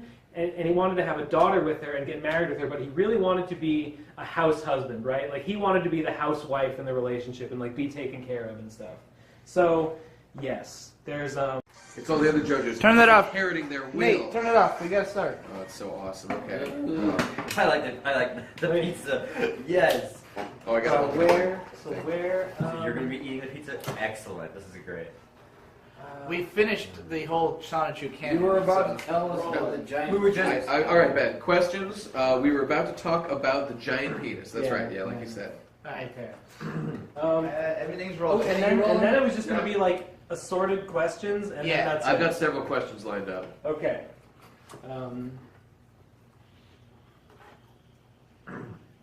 Jesse, I believe you had a question. Yes. What is the giant penis comic? Well, the Giant Penis comic is a part of the first 3 Sonichu specials, which all relate to the Ivy saga. It's in which he saves and marries and beds Ivy, his then fake girlfriend. And the Giant Penis comic is their honeymoon. And the thing about the Giant Penis comic that stands out to most people is that when he takes his pants off and gets his dong out, his penis is giant and crooked. And the one prevailing theory is that Chris actually put his penis on the paper and traced his real life penis onto the character, because his penis is small and crooked. So it almost works. Yes, Taboo. How do you know that? There's pictures, man. It's been thoroughly documented, and Chris has been like super forthcoming in sharing way inappropriate details about his personal life. Like I said, when the Encyclopedia Dramatica page happened, he was just like, I'll tell them all the truth and show them how wrong they are. And he just fucking spilled his guts about his whole life over and over again. Anything else that I left? Digi. So, I know you haven't... Demerit! I'm sorry. I know you haven't been super keeping up with, like, modern Chris. Yeah. But I know that there was recently, like, some incident where he, like, pepper sprayed someone at GameStop. Don't call And anybody. I just want to ask, has he always been an asshole, or is that a recent thing? He has it is my contention that he has always been an asshole. Now it's due to his terrible upbringing. Like he was he's autistic, and he was raised in a family that insisted on no special education for him whatsoever. They kept him out of institutions that the government tried to like get him placed into that might have like given him a special education, that might have helped him adapt to like his circumstances. But his family was like, no, you're doing normal school. And he to this day believes that was the right decision, but they're clearly wrong. He was raised by his parents are real pieces of work too, Bob and Barbara. So, I'm sorry, what was the question? Has he always been a piece of shit and spraying someone in the face at GameStop? What was that about? He has always been a piece of shit. Well, that was during his transition, I think. So I think the mace was maybe part of his feminine image, and that's just my theory. But he started carrying mace around, and he would go to GameStops, and he was very offended by the Sonic redesigns for Sonic, not Sonic Colors, Sonic Boom. Sonic Boom. Yes. Hey, raise your hand, kids. And then, yeah, the Sonic Boom redesigns where he made Sonic had blue arms. It was before he had a blue body but flesh-colored arms. He found the redesign so offensive, he would actually go to like GameStops and Best Buys and slide like printed insert into the front sleeve of Sonic Boom games being like, don't buy this game, Sonic arms are not blue. And he would like mess around with displays and like hide the game so people couldn't buy it. And a GameStop employee tried to stop him, and he actually like sprayed mace in the air after like in front of a GameStop employee and like maced him a little bit. And the guy's like, in the video, it was recorded on video, and he was tried. There were a series of criminal trials against him. I don't know if any charges were ever like fully brought against him, but yeah, he did get in trouble for it. Best guy. Can you talk about his prior history with the law, especially with his banning from GameStop and almost running over that guy? Yeah, he was. That's such a. There was a local game store that was run by a local manager. They had a long-standing feud with, and he tried. He used to go and volunteer like to run Pokemon card game tournaments there. But the guy eventually banned him for like, I think he wrote something on an arcade game or something like that, and it was, technically vandalism, and so he got banned forever. And he spent, for years, he tried to get himself unbanned by like making apology videos that I'm sure the guy never saw. But he like apologized and insincere apology after apology. Just trying to worm his way back in there, just so he could buy Eye of Judgment cards. That's what he wanted. He wanted to buy Eye of Judgment cards. I don't even know what those are. But that's what he said he wanted at this game place, and it never worked. And yeah, there was an altercation where the guy Chris went to the store and was taking pictures of the store, and the guy tried to chase him off.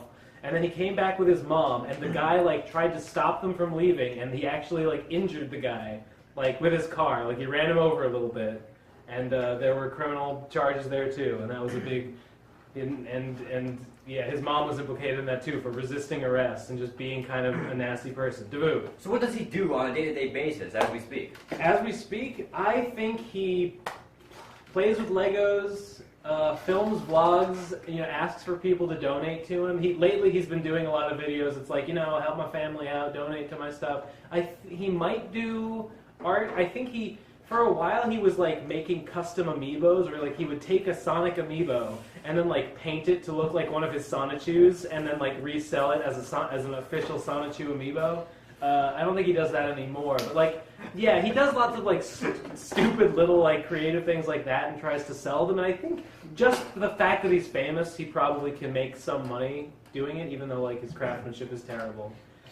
I think, Guy, in the interim, you were asking about Clyde Cash. Like, Clyde Cash was a long-standing meme in the whole thing. Like, there's a lot of stories behind that. Like the time that him and Blue Spike were in a call. Like, Clyde's MO was generally to blackmail Chris, usually by like guessing his PlayStation Network passwords and then not giving it back until he did something. Usually it was like clean your room, like sell all your old Legos or stuff. Just like things that he thought.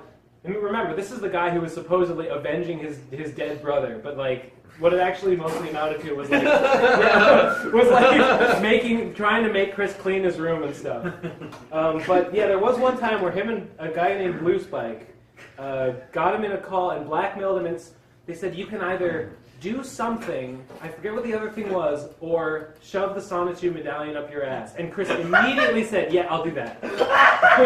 and he did it, and like he didn't even seem that bothered by it. Yeah, and that's a legendary story. Vic. This is him in real life shoving his real life medallion up his own ass. Yeah. on video, right? I think he took pictures. Okay. Oh no, he might have only taken pictures of it afterwards with like shit all over it. Yeah, it's gross. It's one of the more sordid episodes of the Chris Chan saga, honestly. But he was really quick to like find it. He did not even seem bothered by the prospect that much. All right. God, yeah, there's a million little stories. There's like a whole bunch of like little bit characters in both the comic and in real life. And if if pressed, I could probably continue to drag up little details. But I think I have given a pretty good sort of overview and like kind of just bit by bit like pieces of the puzzle sort of image of Chris through Sonichu. Because like I think the best way to get into Chris and understand him as a person is to read Sonichu and try and understand what is going on in Sonichu. And so that's the way I tried to structure this lecture. Chris through Sonichu. Davu, What does this? You drew a C next to the Sonichu down there. Well, Chris obsessed with protecting his copyright. Even on like little doodles, he'll always put a little, or he used to. He always put little Sonichu faces with a copyright symbol. Even my my most prized possession over here, it's got like even though he drew it in 2015, it's got copyright 3/2000 because that's the year that he thought of Sonichu, I think. Or the year that I think that's the year he thought of Sonichu. Copyright 3/2000. Christine W. Chandler, dated 10/6/2015. So yeah, to this day, he's really protective of his copyright, and he really thinks that he has like more power over it than he actually does. Digi. So do you think that if not for his like strong Christian upbringing, like the morality from that, do you think he would basically just have been a school shooter?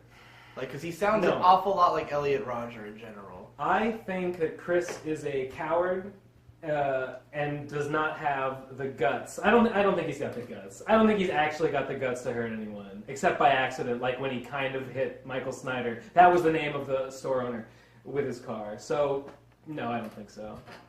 Hippo. What do you think, like, how would you, if you were to say the whole of this, explain Chris Chan to, like, what is your opinion of Chris Chan in a smallish way?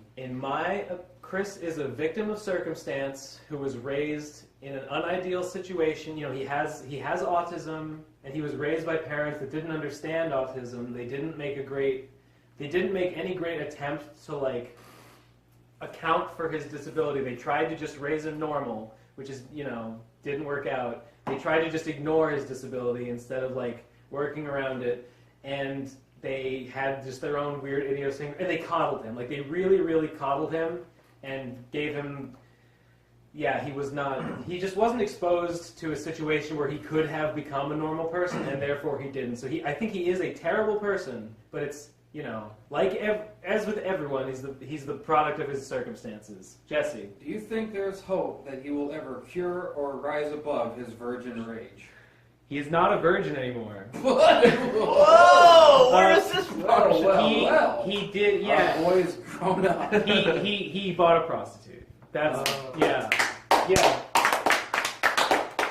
Good for him. I'm not clapping for that. He That's not his love quest. He did get a prostitute, and he sort of vaguely alluded to it at first, like, oh, I'm not a virgin anymore. Oh, I won't tell who it is. But then he made like follow-up comments that made it pretty explicitly clear that he just hired a prostitute. I think it only once, as far as I know. Did you?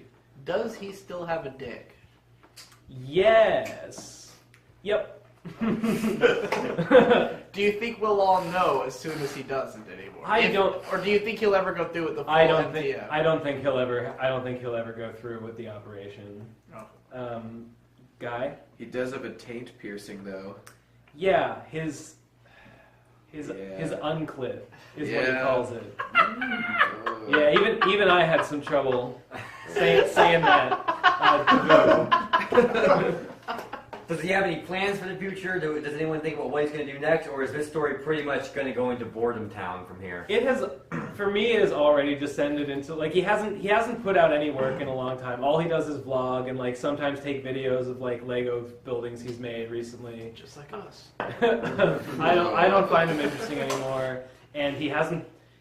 Someone somewhere said that he was being paid to make another issue of Sonichu, but I have not heard anything about it from the quickie, so I have no idea if that's true. I hope it's true. I have been yearning for a new issue of Sonichu and not a fucking Christmas special for 5 years now, and it's yet to happen. There was like a fake Sonichu 11. Is that what you were gonna ask? Yep. Yeah, there was a fake issue that one of the side characters in Date Ed was Reginald the Sneasel, and the fake issue 11 was released, and it starred Reginald the Sneasel, and basically the kids drink cleaning fluid under the sink and become mentally retarded, and Sonichu and Rosichu have to smother them with pillows in their cribs. And that's the story of Sonichu 11, but it turned out that it wasn't canon, unfortunately. Jesse, do you have a question? I was going to say, how do I attain an unclip? Talk to your doctor. I'm not an expert in that field. All right, so are there any last questions for Professor Ben? in Sonichu 101. Guy? It's not a question. I just wanted to promote one more great Chris Chan meme, which is the life upgrade of the PS3. Oh my god! That reminds me of one last saga that I need to launch into because it is fucking amazing. That is the Jinkies Jenkins saga, wherein Hold on. How long is it going to take to explain? Because we're running out of memory. 5 minutes. All right, I got to switch cards. All right. You know what we should do right now is have him die and have you explain this last song. No, I don't know this one though. I've got to explain the Jenkins. Maybe he could end, like he could just wrap it up, and then I could be like, well, Ben died, but I'm here just to say thanks for attending the class, and we could do something like that. I kind of want to, at the end, like, plug my shit a little bit. Just be like, Oh, plug Yeah, that. you can do that. That's Yeah. fine. Plug that shit and let's- I'm gonna go blast ass. Wait, we're like, Victor's already done with the transfer. Oh shit! okay, no, this, I could probably explain this in about 5 minutes, and then, I mean, anyone have anything else they want to ask? No. Okay, Not really. so this is going to be it. And then I'll say, like, We active? That's at the format of the card. All right, rolling.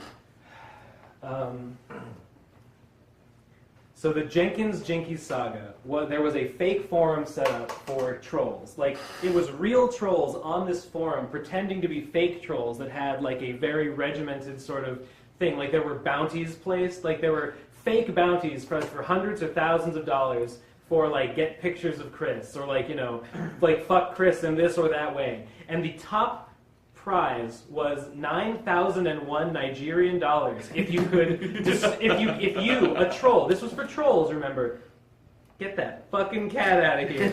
If you could destroy Chris's, if you could destroy Chris's PlayStation 3, which he called his life upgrade. So Chris, get this fucking cat out of here. Come on, hey, Kate. Come on. And get this fucking guy out of here. Jesse, you're out of here. You're out of line. Demerit. That's 2 strikes. I'm leaving.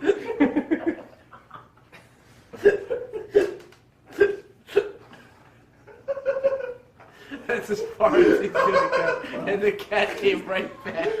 Alright. No, get this fucking Jesse I can handle, but this I can't handle this fucking cat. Maybe put it outside or something. She just came from outside. Well, She likes the cover. Anyways. So, there was a bounty for a troll who could destroy his upgrade. So, Chris pretended to be a troll on this fake troll forum. He disguised himself as Jenkins Jinkies, a 14-year-old boy who had coincidentally just moved in to the house across the street from Christian Weston Chandler. And so he put a t-shirt over his head and went into his local Salvation Army and filmed a video of himself explaining why he hates Christian Weston Chandler and pledging his allegiance to Clyde Cash and swearing to get the information that the trolls crave.